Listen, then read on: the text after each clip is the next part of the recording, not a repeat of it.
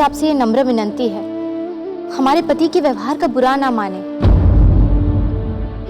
उनका स्वभाव थोड़ा उग्र है। उनकी अर्धांगिनी होने के नाते हम आपसे क्षमा मांगते हैं। महारानी वीरनी, आपको हमसे क्षमा मांगने की कोई आवश्यकता नहीं। आप हमसे आयु में बड़ी हैं और इस कारण हमारे लिए सम्माननीय हैं। किंतु अब बहुत विलंब हो चुका है। आप जाने की अनुमति तो हमें दे ही चुकी हैं, इसलिए अब हम प्रस्थान करेंगे। ऋषिवर, ये सत्य है कि हमसे विदा लेने के बाद ही आप प्रजापति को प्रणाम करने के लिए राजसभा आए थे। किंतु यहाँ जो भी हुआ, उसके बाद यदि आप प्रजापति प्रासाद का त्याग कर जाएंगे तो सबको और हमें भी यही लगेगा कि आप हमसे रुष्ट हैं। इसलिए हमारा आपसे निवेदन है कि कुछ समय और यहाँ रुक जाइए। आप बहुत चतुर हैं महारानी वीरनी। हम जब भी आपसे प्रस्थान की अनुमति मांगते हैं, आप कुछ न कुछ बहाना कर हमें रोक लेती हैं। और हर बार की भांति इस बार भी आपका तर्क अकाट्य है। इसलिए हम कुछ समय और यहाँ विश्राम करेंगे। धन्यवाद। किंतु पुत्री दिति तो पति के रूप में ऋषि कश्यप का नाम सुनकर तनिक भी प्रसन्न नहीं हुई थी। फिर अब उसके व्यवहार से हम क्या समझें? क्या दिति जानबूझकर हमें भ्रमित कर रही है? नहीं नहीं, हमारी प्रिय पुत्री ऐसा नहीं कर सकती। फिर उसका ये व्यवहार।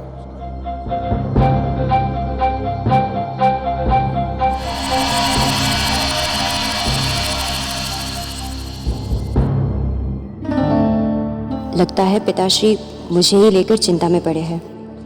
ऐसे में मैं उनके सामने गई तो पता नहीं क्या कर बैठे वे। उनसे बाद में ही भेंट करना ठीक रहेगा। पुत्री दिति,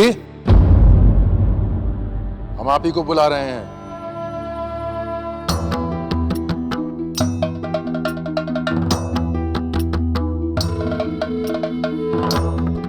लगता है पुत्री दिति ऋषि कश्यप को पसंद करने लगी है। यही कारण हो सकता है इसके स्वभाव में इस भारी परिवर्तन का। कल तक बात बात पर भड़क जाने वाली पुत्री दिति आज कितनी शांत और निश्चल लग रही है। पृथ्वी सम्राट दक्ष की पुत्री का सर नीचे। याद रखो दिति, तुम हमारी ज्येष्ठ पुत्री हो। तुम्हारा मस्तक सदा गर्व से ऊंचा ही रहना चाहिए। हमारी ओर देखो, तुम तो सदा से हमारी प्रिय पुत्री रही हो। यदि तुमने हमको पहले ही बता दिया होता कि तुम कश्यप को पसंद करने लगी हो, तो हम उस कश्यप का इस प्रकार अपमान नहीं करते। किंतु कोई बात नहीं, अभी भी देर नहीं हुई है। अभी भी हमें अपनी मन की इच्छा बता दो। बोलो पुत्री, यदि तुम हमसे अपनी मन की इच्छा छुपाओगी तो कुछ अनुचित हो जाएगा। आप सब कुछ समझते हुए भी इतना पूछ रहे पिताश्री, तो मैं आपको अपने मन की बात अपने ही मुख से बता देती हूँ। ये सत्य है कि ऋषि कश्यप मुझे भा गए हैं। उनके ज्ञान, उनके स्वभाव और उनके गुणों के आगे मेरा गर्व चूर हो गया है। मेरे हृदय पर अब केवल उन्हीं का अधिकार है। मैं मन ही मन उन्हें अपना पति स्वीकार चुकी हूँ। तुमने बहुत अच्छा किया पुत्री, जो सब कुछ हमें स्पष्ट शब्दों में बता दिया। अब हम जो भी करेंगे तुम्हारी इच्छा को ध्यान में रखकर करेंगे। अब तुम जा सकती हो। जो आ गया पिताश्री।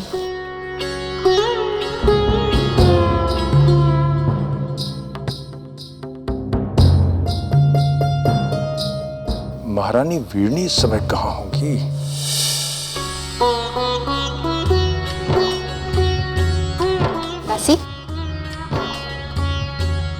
तुम जाओ।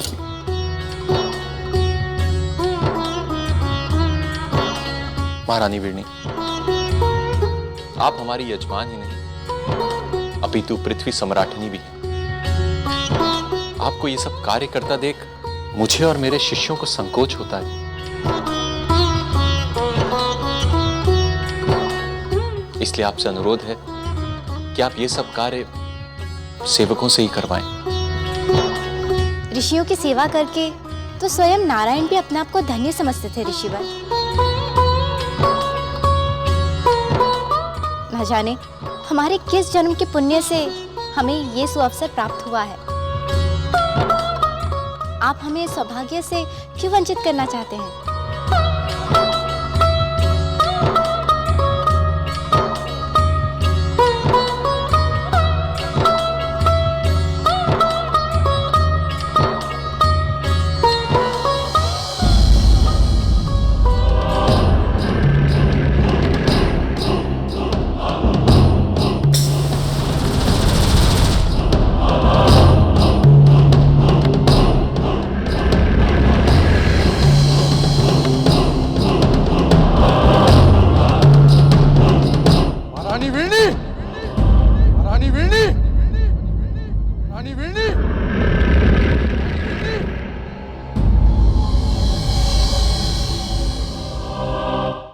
रानी वीरनी,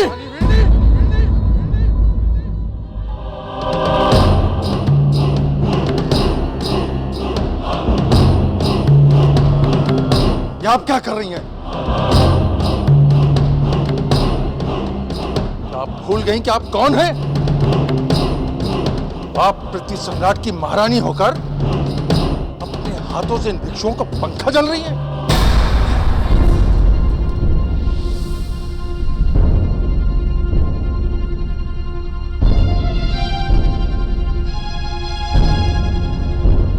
आपको अपने पिता की कुल की मर्यादा का विचार नहीं तो कम से कम हमारे मान सम्मान का तो ध्यान क्या होता? आप व्यर्थ ही क्रोध कर रहे हैं पृथ्वी सम्राट। हमने आपके सम्मान के विरुद्ध कुछ नहीं किया। हम तो बस कीजिए महारानी, अपना ज्ञान अपने पास रखिए। और आप ऋषिवर, आप अपने आप को ऋषि कहते हैं, ज्ञानी कहते हैं। अपने को प्रचारित किया है कि आपको सांसारिक वस्तुओं का कोई लोभ नहीं, वो माया से परे हैं आप। जहां प्रसाद में बैठकर महारानी से पंखा चलवाने का आनंद उठा रहे हैं। ऋषि कश्यप महारानी होने के अतिरिक्त आयु में आपसे बड़ी हैं। इनका सम्मान करने के स्थान पर इनसे सेवा ग्रहण करने में आपको लाज नहीं आई?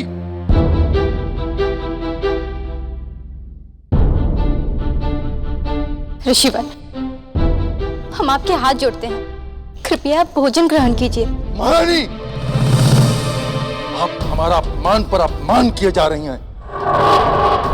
पहले आप इन भिक्षुओं को पंखा झल रही थी और अब इनके सामने हाथ जोड़ रही हैं। हमारे सहन शक्ति की भी कोई सीमा है। बस कीजिए पृथ्वी सम्राट, आप हमारे पति हैं। इसका अर्थ ये नहीं कि आपके मन में जो आएगा आप कहते चले जाएं। आपने हमारा अपमान किया, हम चुप रहे, किंतु अब आप हमारे अतिथियों का अपमान कर रहे हैं।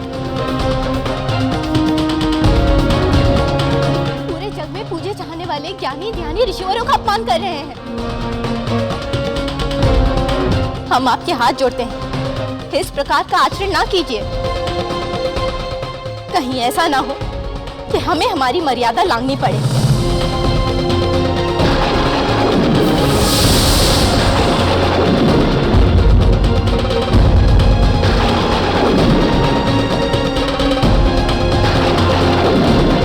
आप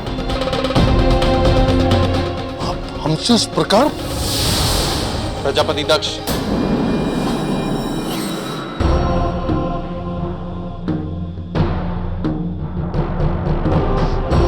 हमें आपसे कुछ कहना है। महारानी वेणी मुझे पुत्र के समान स्नेह करती है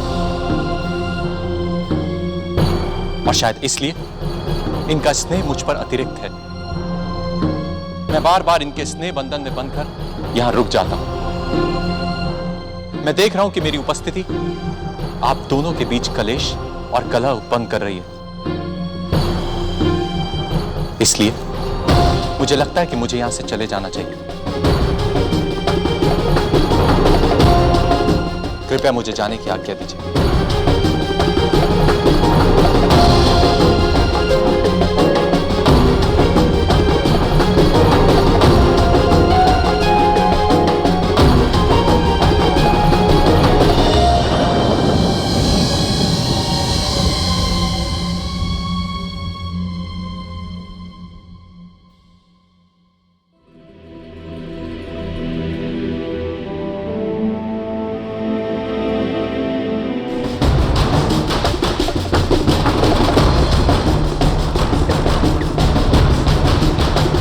राजकुमारी दीदी,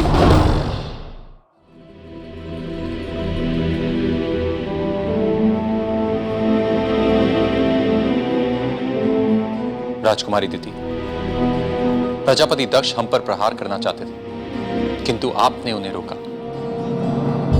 आपके इस उपकार का हम धन्यवाद करना चाहते हैं।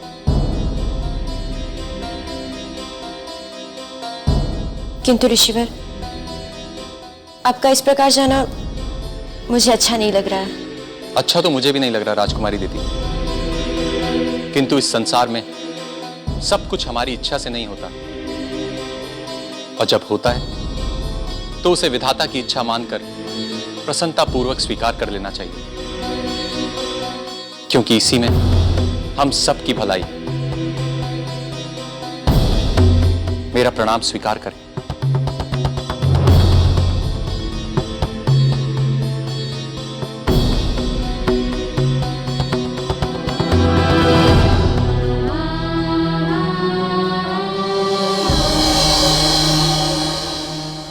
आज दीदी का नया रूप भी देखने मिला। यदि वो राजसभा में नहीं होती तो अनर्थ हो जाता। हाँ, सदा तो उसे दूसरों को सताने में आनंद आता है, किंतु आज उसने पिताश्री को ऋषिवर पर प्रहार करने से रोक दिया।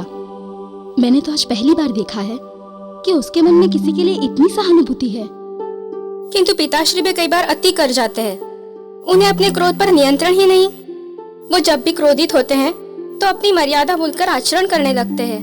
बहन विंता, अपनों से छोटों के आचरण पर दृष्टि बनाए रखना हमारा अधिकार ही नहीं, हमारा कर्तव्य भी है। किंतु बड़ों के आचरण को देखने और परखने का अधिकार नहीं है हमें। छोटे होने के नाते हमें स्वयं अपने आचरण और स्वभाव को सुधारना चाहिए। दीदी, क्या दी? सब लोग सुनो, पता है क्या हुआ? क्या हुआ दीदी? पिताश्री ने फिर से ऋषिवर का अपमान कर दिया और इस बात से रुष्ट होकर वे चले गए।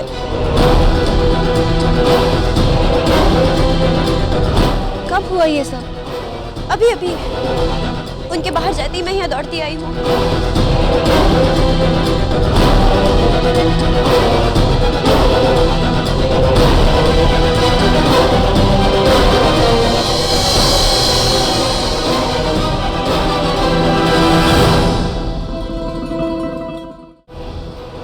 गुरुदेव, हम सब के लिए तो पृथ्वी सम्राट दक्ष के महल में प्रवास का ये अनुभव कुछ अनोखा ही था। हम इसे कभी भूलेंगे नहीं।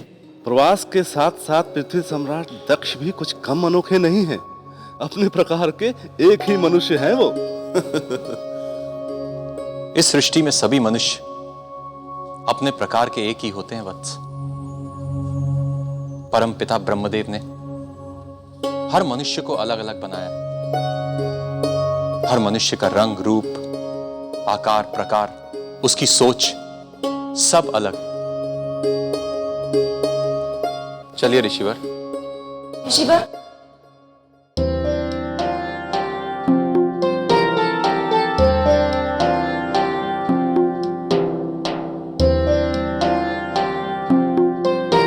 प्रसन्न भव, आयुष्मती भव। यदि आपकी अनुमति हो तो हम आपसे एक प्रश्न पूछना चाहते हैं। राजकुमारी अदिति, आपको हमसे कुछ भी पूछने के लिए अनुमति की आवश्यकता नहीं है। हम जानते हैं कि हमारे पिताश्री ने अपना यजमान धर्म भली प्रकार से नहीं निभाया है।